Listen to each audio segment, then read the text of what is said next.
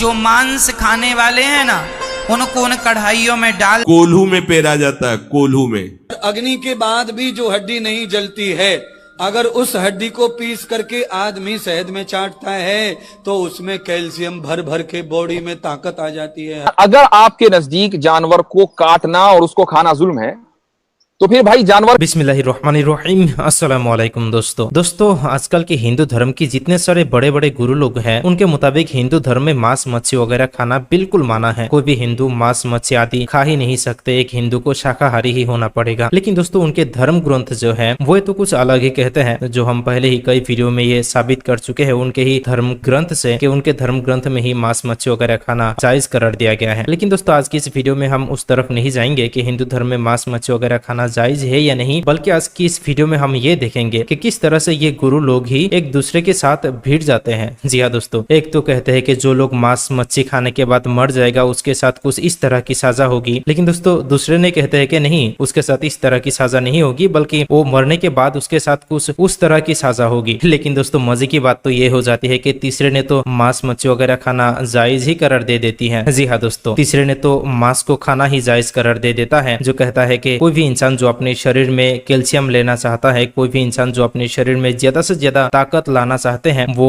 हड्डियों को खाए। अब हड्डी को तो जानवर को मारने बगैर नहीं पाएंगे, तो इसकी मतलब दोस्तों हिंदू धर्म में भी शरीर में ताकत लाने के लिए मांस मच्छी वगैरह खा सकते हैं, जो आप आगे से वीडियो क्लिप में देख ही पाएंगे। तो चलिए हम पहले इन तीनों गुरुओं की बातों को सुन लेते हैं और साथ ही साथ इनकी करारा जवाब भी हम देखते हैं मुफ्ती यासिर नदीम साहब की एक वीडियो में। तो वीडियो यार बहुत ही जबरदस्त और इंटरेस्टिंग होने वाला है। चलिए इसे देख लेते हैं बिना टाइम जाया करते हुए। आइए देखते हैं। नरकों में क्या मिलता है? यातनाएं। वहां बड़ी बड़ी कढ़ाइयां हैं, तेल उबल रहा है। जो मांस खाने वाले हैं ना, उनको उन कढ़ाइयों में डाल दिया जाता, जीरे की तरह छौंक लगा दिया जाता है। तड़पता रह जाता है व्यक्ति, मरता नहीं है, बड़ा कष्ट पाता है। ये जो आप लोग पाप कर रहे हैं ना, ये अभी ईश्वर केवल नोट कर रहे हैं। इसका जब हिसाब मिलेगा ना, तब आप कितना रोएंगे आपको अभी पता नहीं। अभी अच्छा लग रहा है। हड्डी के अंदर विशेष कैल्शियम होता है, और अग्नि के बाद भी जो हड्डी नहीं जलती है, अगर उस हड्डी को पीस करके आदमी शहद में चाटता है तो उसमें कैल्शियम भर भर के बॉडी में ताकत आ जाती है। हड्डियों से कैल्शियम पैदा होता है। तो आप ऐसा कर सकते हैं? हाँ, हम इसे कर सकते हैं। आयुर्वेद में बार बार कुछ न कुछ हल्ला उड़ता रहता है ना, कि वो हड्डी पीस के डाल रहे हो दवान में, वो फलानो डाल रहे है।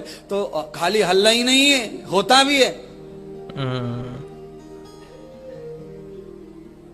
दवा को पावरफुल बनाने के लिए कुछ कभी हड्डियों का भी प्रयोग किया जा सकता है। अगर आपके नजदीक जानवर को काटना और उसको खाना जुल्म है तो फिर भाई जानवर के ऊपर सवारी करना भी जुल्म है। यस, क्योंकि आप जानवर से पूछ के नहीं बैठते उसकी पीठ के ऊपर के जी जनाब मैं आपकी पीठ के ऊपर सवारी कर सकता हूं कि नहीं, और वो सर हिलाकर जवाब देता होगा हाँ जी बैठ जाओ। ऐसा नहीं होता। आपने उसको खरीदा, आप उसके मालिक हैं, आप उसको उसकी पीठ के ऊपर बैठ जाते हैं, ये भी जुल्म का एक दर्जा है। ठीक है, उससे दूध निकालना, गाय का दूध निकालना, क्या आपने गाय से पूछा है कि जी दूध निकाल लें आज, या आज आप अपने बछड़े को पिलाएंगी? ऐसा तो नहीं होता ना। आप सिर्फ इसलिए कि मेरी मिल्कियत में ये गाय है इसलिए मैं इसका दूध निकालूंगा, महज इस वजह से आप उसका दूध निकाल लेते हैं। ये भी एक जुल्म है, क्योंकि जो चीज उसने यानी मैं आपसे कोई चीज आपकी इजाजत के बगैर ले लूं तो क्या ये नहीं कहा जाएगा कि मैंने आपके ऊपर जुल्म किया? और आप जो है गाय का दूध उसकी इजाजत के बगैर ले रहे हैं, ये भी जुल्म का एक दर्जा है। तो ऐसे ही अगर गोश्त खाना या किसी जानवर को हलाल करना, जिबा करना, अगर ये जुल्म है तो ये भी सारे जुल्म हैं, क्योंकि ये बगैर इजाजत के आप जानवर की इजाजत के बगैर करते हैं। जुल्म होने में सब शरीक है। आप ये कह सकते हैं कि एक छोटा जुल्म है, एक बड़ा जुल्म है, लेकिन अगर आप छोटे जुल्म को जायज करार समझते हैं और उसको मुनासिब समझते हैं तो फिर बड़ा जुल्म जो है उसको भी जायज समझिए। ठीक है, आगे चलिए। मिसाल के तौर पर तीसरा जो जवाब है वो ये है कि हम बहुत आसानी के साथ इस बात को नॉर्मल समझते हैं कि जानवर की पीठ के ऊपर हम सवार हों, लेकिन जब हम जानवर के ऊपर सवार होते हैं ना, तो जानवर का जो जिस्म है वो हमारे जिस्म की सवारी बनता है। ठीक है, लेकिन अगर हम उसी जानवर को मसलन हलाल करें, जिबा करें और उसको खा लें, अब जो उसका गोश्त है वो हमारी रूह की सवारी बनता है। ठीक है, जब तक कि हमने उसको नहीं खाया वो हमारे जिस्म की सवारी है। जब हमने उसको खा लिया अब वो हमारे रूह की सवारी है। जिस्म और रूह के दरमियान अगर आप कंपैरिजन करें ना तो रूह जो है वो हमेशा आला और यानी बुलंद चीज, पवित्र, हाँ वो ज्यादा पवित्र, उसको सटल कहते हैं, वो लतीफ है। और जो जिस्म है वो एक अदना दर्जे का है। यही वजह है कि रूह जल्दी गंदगी कबूल नहीं करती, लेकिन जिस्म जो है रोजाना गंदा होता है। और अगर रूह गंदी होती है तो वो जिस्म के गंदा होने की वजह से गंदी होती है। तो ये चीज जानवर के लिए भी शरफ और उसकी इज्जत का बाइस है कि वो पवित्र चीज की सवारी बने, ना कि वो उस चीज की कि जिस जिस्म के ऊपर गंदगी दिन रात लगी रहती है। ठीक है, ये आपका तीसरा जवाब हुआ। चौथा जवाब सुनिए। वो लोग जो इस पर एतराज करते हैं कि जी जनाब जानवरों को ज़िबा करना गलत है और जुल्म है, आमतौर से ये वो लोग हैं जो अगले जन्म का अकीदा रखते हैं। ठीक है, आप भी मानते हैं कि भाई वो ये कहते हैं कि भाई हम मरने के बाद दोबारा हमारा जन्म होगा और जन्म जब तक होता रहेगा जब तक कि मुक्ति ना मिले।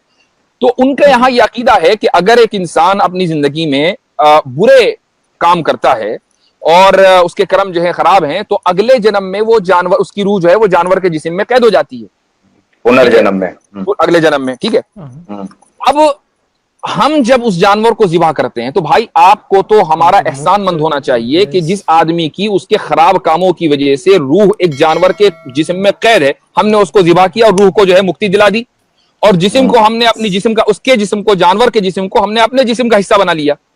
ना कि आपको इस पर एतराज होना चाहिए कि आप जो है उस यानी जो बुरे कर्म की वजह से जिसकी रूह जो है जानवर के जिस्म में ट्रैप है, हम उसको ट्रैप होने दें जब तक कि वो जानवर खुद ना मरे। हम तो उसको काट कर, उसको ज़िबा करके उसकी जो रूह है उसको मुक्ति दिलाते हैं। ठीक है, ये आपका जो है चौथा जवाब हुआ।